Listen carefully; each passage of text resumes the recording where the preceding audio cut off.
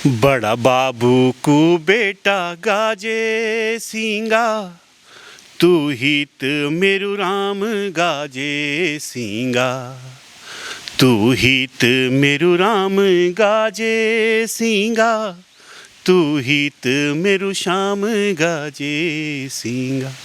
आखिर क्यों दी माधव सिंह भंडारी ने अपने बेटे की बलि? क्या इसलिए कि जो उसकी ऐतिहासिक भूमि है उसको कंकड़ के जंगलों में तब्दील किया जाए? सरकार को सोचना चाहिए था कि मलेथा की भूमि ये साधारण भूमि नहीं है। यह वह भूमि है जिस भूमि को सिंचित करने के लिए बीड़ भर माधव सिंह ने अपने बेटे की बलि दे दी थी और तब जाकर के एक खेत लहला उठे थे। इसी पर पूरी खबर देखिए हमारे साथी जगत किशोर बर्तवाल के साथ। बड़ा बाबू को बेटा गाजे सिंगा, तू हित मेरु राम गाजे सिंगा, तू हित मेरु राम गाजे सिंगा, तू हित मेरु श्याम गाजे सिंगा। क्या बीती होगी उस माँ पर जिसने मलेथा गांव को पानी देने के लिए अपने बेटे की, अपने मासूम से बच्चे की बलि दे दी।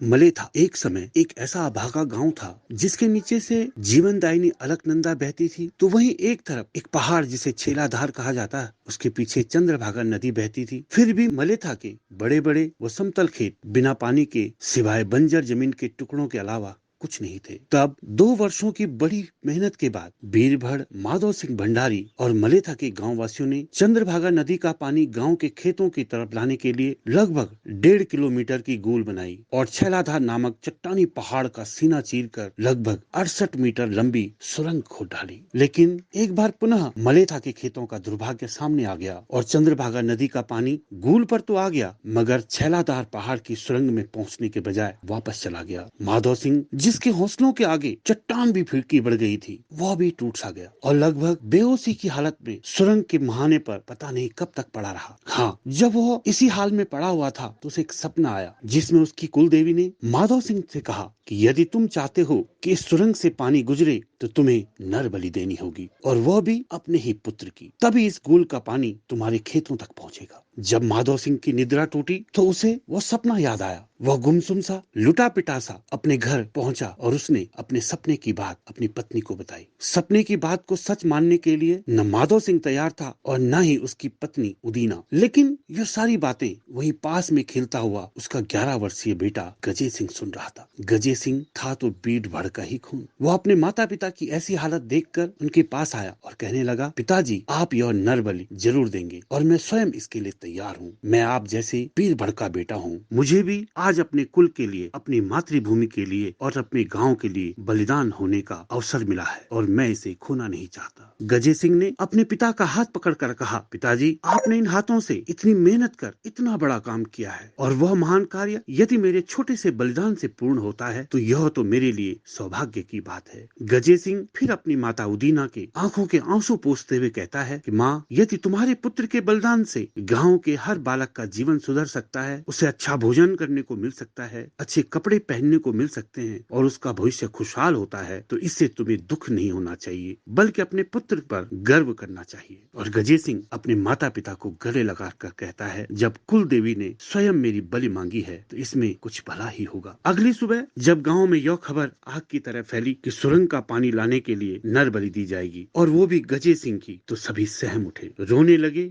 बिलखने लगे। कई गांव की महिलाएं तो यह भी कहने लगी कि हमें यह सुरंग का पानी नहीं चाहिए, हम जैसे हैं वैसे ही रह लेंगे, लेकिन गजे सिंह की बलि नहीं दी जानी चाहिए। गजे सिंह के साथी जो नन्हे मुन्ने बालक जो उसके साथ खेला करते थे वह बिल्कुल चुप थे। उन्हें कुछ समझ में नहीं आ रहा था कि हो क्या रहा है। एक अजीब सा सन्नाटा पसरा हुआ था गाँव में। केवल क्रंदन था, पीड़ा थी और भय सा था। लेकिन जिस तरह बीरभड़ माधव सिंह ने छेलाधार पहाड़ का सीना चीरा, ठीक उसी तरह सीने को पत्थर सा बनाकर गजे सिंह अपने माता पिता का हाथ पकड़कर सुरंग की तरफ चल पड़ा। पीछे पीछे सारा गांव। जो चल नहीं सकते थे गांव के वो लोग, वो बूढ़े बुजुर्ग भी आज उस सुरंग की तरफ चल पड़े और जल्दी ही गूल का वो स्थान भी आ गया जहां से चंद्रभागा नदी का पानी वापस मुड़ जाता था। गजे सिंह ने उस जगह पर खड़े होकर सुरंग के उस मुहाने पर जहां से पानी अंदर जाने के बजाय वापस चला जाता था, वहां पर खड़े होकर अपने सभी गाँव वासियों की तरफ देखा। शायद वो मन ही मन ये सोच रहा था कि यह सब आपके सुनहरे भविष्य के लिए है, यह उन खेतों के लिए है जो पता नहीं कई जन्मों से प्यासे हैं। शायद वह उन लोगों का सुनहरा भविष्य देख रहा था। फिर गजे सिंह ने अपनी माता की तरफ देखा, लेकिन उसकी माता वह सब नहीं देख पाई और वह मूर्छित सी होकर वहीं गिर पड़ी।